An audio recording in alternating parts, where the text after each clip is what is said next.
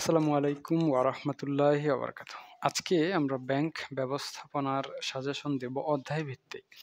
অর্থাৎ ব্যাংক ব্যবস্থাপনা বইয়ে কোন অধ্যায়ের গুরুত্ব আপনাদের জন্য কতটুকু সেটাই আপনাদের আজকের আলোচনার বিষয়। চলুন তাহলে শুরু করা যাক। এটা ম্যানেজমেন্ট ডিপার্টমেন্ট 4th ইয়ারের স্টুডেন্টদের জন্য প্রযোজ্য। চলুন তাহলে শুরু করা যাক কোন অধ্যায়টা কতটুকু গুরুত্বপূর্ণ। তার আগে ছোট্ট একটা নোটিশ দিয়ে রাখি, সেটা হচ্ছে ম্যানেজমেন্ট 4th ইয়ারের যে অঙ্ক সাবজেক্টগুলো রয়েছে এগুলো চাইলে আপনারা আমাদের কাছে অনলাইনে পড়তে পারেন। এখানে ডিটেইলসে সবকিছু বলে দেওয়া আছে। তো প্রথমে আসি ব্যাংক ব্যবস্থাপনার প্রথম অধ্যায়, বাণিজ্যিক ব্যাংক ব্যবস্থার কাঠামো। আমি শুধু খ এবং গ বিভাগের জন্য আপনাদের রেকমেন্ড করছি, আপনারা ক বিভাগটা আলাদাভাবে পড়ে নিবেন। ঠিক আছে? সো প্রথম অধ্যায়টাকে 100% দেওয়া যায়। এটা 100% গুরুত্ব সহকারে পড়বেন। যারা শুধু পাস করতে চায়, যারা ফার্স্ট ক্লাস পেতে চায়, যারা এ প্লাস পেতে চায়, ৩ ক্যাটেগরির শিক্ষার্থীদের জন্যই এই অধ্যায়টা ভালো এবং সবচেয়ে বেশি গুরুত্বপূর্ণ। কারণ এই অধ্যায়টা ভালো করে পড়ে নিবেন। এই অধ্যায়ের ভিতরে যতগুলো প্রশ্ন রয়েছে সবগুলোই পড়ে নিবেন। আমি কিন্তু টোটালি আপনাদের ৫ টা চ্যাপ্টার রেকমেন্ড করে দেব। তার মধ্যে একটা চ্যাপ্টার হচ্ছে চ্যাপ্টার নাম্বার 1, বাণিজ্যিক ব্যাংক ব্যবস্থার কাঠামো। অতএব এই অধ্যায় থেকে যেন কোনো প্রশ্ন করা হলে আপনি মিস না করেন। আমি সবচেয়ে গুরুত্বপূর্ণ ৫ টা অধ্যায় আপনাদের দেখিয়ে দিব। ঠিক আছে? এটা গেল প্রথম অধ্যায়। এরপরে চলে আসে দ্বিতীয় অধ্যায়, যে অর্থনৈতিক উন্নয়নে বাণিজ্যিক ব্যাংকের ভূমিকা। এটাও খুবই গুরুত্বপূর্ণ, অর্থাৎ 100% গুরুত্বপূর্ণ। যারা শুধু পাস করতে চায়, যারা ফার্স্ট ক্লাস পেতে চায়, যারা এ প্লাস পেতে চায়, ৩ ক্যাটেগরির শিক্ষার্থীদের জন্যই। কারণ এই অধ্যায়টাও আপনাদের জন্য খুবই গুরুত্বপূর্ণ। এটা আপনারা সম্পূর্ণটাই ভালো করে পড়ে নিবেন। ঠিক আছে? এরপরে তৃতীয় অধ্যায়, বাংলাদেশের ব্যাংকিং ব্যবস্থা। এটাও খুবই গুরুত্বপূর্ণ। 100% গুরুত্ব দিয়ে এই অধ্যায়টা পড়ে নিবেন আপনারা। যারা শুধু পাস করতে চান, ফার্স্ট ক্লাস পেতে চান এবং এ প্লাস পেতে চান, ৩ ক্যাটেগরির শিক্ষার্থীরাই এই তৃতীয় অধ্যায়টাও ভালো করে পড়ে নিবেন। এরপরে চলে আসে আমাদের চতুর্থ অধ্যায়, বাণিজ্যিক ব্যাংকের গঠন ও ব্যবস্থাপনা। বাণিজ্যিক ব্যাংকের গঠন ও ব্যবস্থাপনা, এই সাবজেক্টটা এই চ্যাপ্টারটা 90% গুরুত্ব আপনারা দিবেন। যারা শুধু পাস করতে চান তারা এই অধ্যায়টা না পড়লেও চলবে, মানে স্কিপ করলেও চলবে।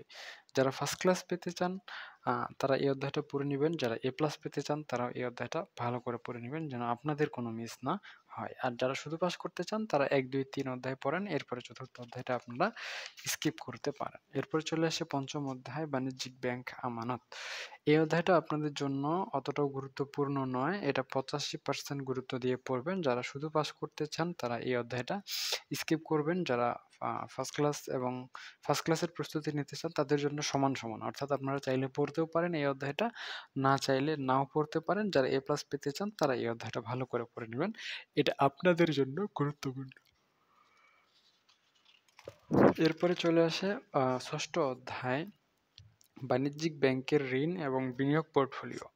এই অধ্যায়টা আপনাদের সকলের জন্যই খুবই গুরুত্বপূর্ণ। 100% গুরুত্ব দিয়ে এই অধ্যায়টা পড়বেন। যারা শুধু পাস করতে চান, ফার্স্ট ক্লাস পেতে চান এবং এ প্লাস পেতে চান, ৩ ক্যাটেগরির শিক্ষার্থীদের জন্যই এই অধ্যায়টা খুবই গুরুত্বপূর্ণ। এই অধ্যায়টা আপনাদের এমনভাবে পড়তে হবে যেন এখান থেকে যেকোনো প্রশ্ন করা হলে আপনি বা আপনারা যেকোনো প্রশ্নের উত্তর দিতে পারেন। এরপরে চলে আসি আমরা সপ্তম অধ্যায়,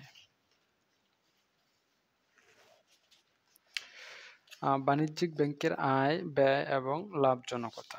এই অধ্যায়টা আপনাদের জন্য 90% গুরুত্ব বহন করে।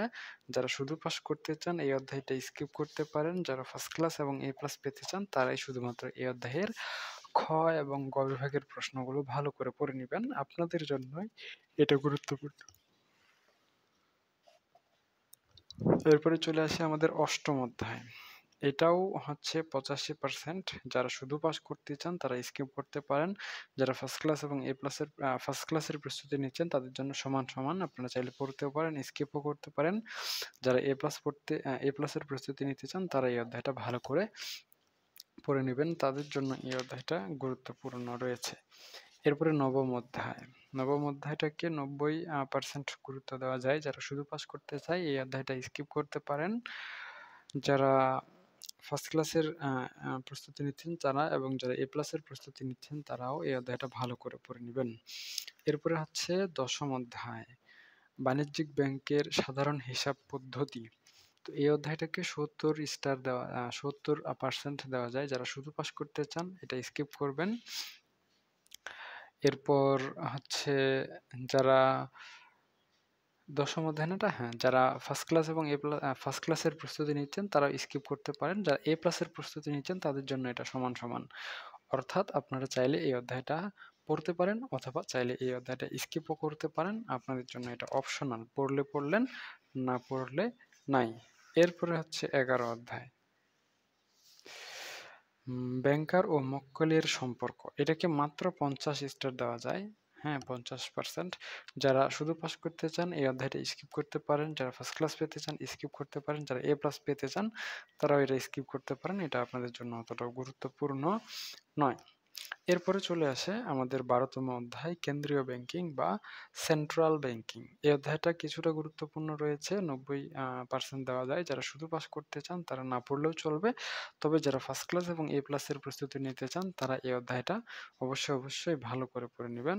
কেন্দ্রীয় ব্যাংকিং অংশটা আপনাদের জন্য খুবই গুরুত্বপূর্ণ।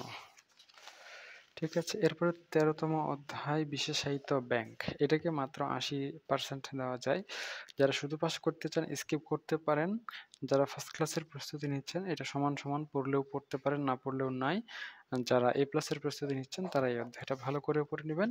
সবশেষে আমরা চলে আসি লাস্ট চ্যাপ্টার ১৪ নাম্বার, ব্যাংক ব্যবস্থাপনার উপর প্রশিক্ষণ।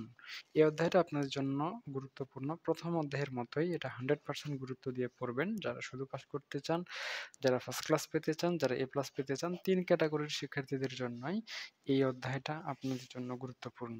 তো আশা করা যায় এই সাজেশনটা আপনাদের উপকারে লাগবে এবং আপনারা যদি চান তাহলে কিন্তু আমাদের অনলাইন প্রাইভেট ব্যাচ রয়েছে।